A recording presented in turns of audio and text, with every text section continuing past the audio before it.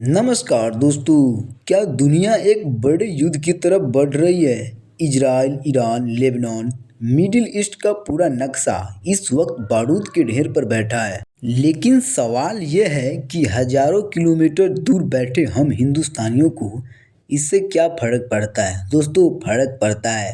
अगर आपको लगता है कि यह सिर्फ उनका मामला है तो आप गलत है। तो दोस्तों, चलिए समझते हैं कि ये मिडिल ईस्ट की आग आपकी जेब और भारत की इकोनॉमी पर क्या असर डाल सकता है। तो दोस्तों, सबसे पहले समझते हैं कि ये माजरा क्या है।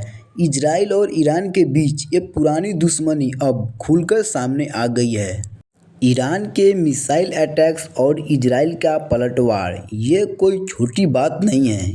इसके साथ ही हिजबुल्लाह और हमास वाला एंगल सिचुएशन को और भी कॉम्प्लिकेट्स बना रही है।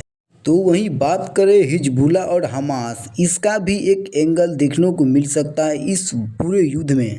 तो दोस्तों, पूरी दुनिया की नज़रें इस वक्त रेड सी और वही बात करें दूसरे सबसे भयावह रास्ता स्ट्रेट ऑफ हॉर्मुज, सबकी निगाहें इसी पे टिकी हुई हैं क्योंकि यहीं से दुनिया का सबसे बड़ा व्यापार शुरू होता है। अब आते हैं भारत की सबसे ज़रूरी सवाल पर, इंडिया पर क्या असर पड़ेगा। तीन बड़े फैक्टर्स है।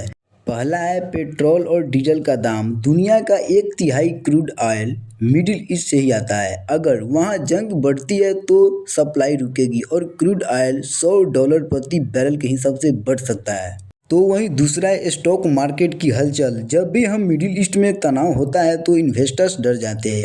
आपने देखा होगा कि कैसे इंडियन स्टॉक मार्केट में क्रैशेस आते हैं, आपका इन्वेस्टमेंट खतरे में पड़ सकता है। और वही तीसरा का बात करें गोल्ड प्राइजेज। वार के टाइम पे लोग गोल्ड यानी सोना इन्वेस्ट करना सिर्फ समझते हैं। इस वजह से इंडिया में सोने का दाम आसमान छूने लगते हैं। और वहीं दूसरी ओर दोस्तों, सिर्फ पैसा ही नहीं मायने रखता है, बात लोगों का भी है। मिडिल ईस्ट में लगभग हमारे 90 लाख से ज़्यादा भाई बंद रह रहे हैं। अगर वहाँ सिचुएशन बिगड़ती है तो उनकी सेफ्टी और उनके भेजे गए पैसे यानी रिमिटेंस पर बुरा असर पड़ सकता है। साथ ही इंडिया के मिडिल ईस्ट और यूरोप कॉरिडोर का सपना भी लटक सकता है। भारत के लिए यह सिर्फ जियोपॉलिटिकल टेंशन नहीं है बल्कि एक इमोशनल और इकोनॉमिक चैलेंज भी है। तो दोस्तों, ये मिडिल ईस्ट की जंग सिर्फ बॉर्डर तक सीमित नहीं है, इसका असर आपके किचन से लेकर आपके वॉलेट तक भी असर पड़ सकता है। आपको क्या लगता है, भारत इस क्राइसिस को संभाल पाएगा? अपनी राय कमेंट बॉक्स में दे। तब तक के लिए धन्यवाद।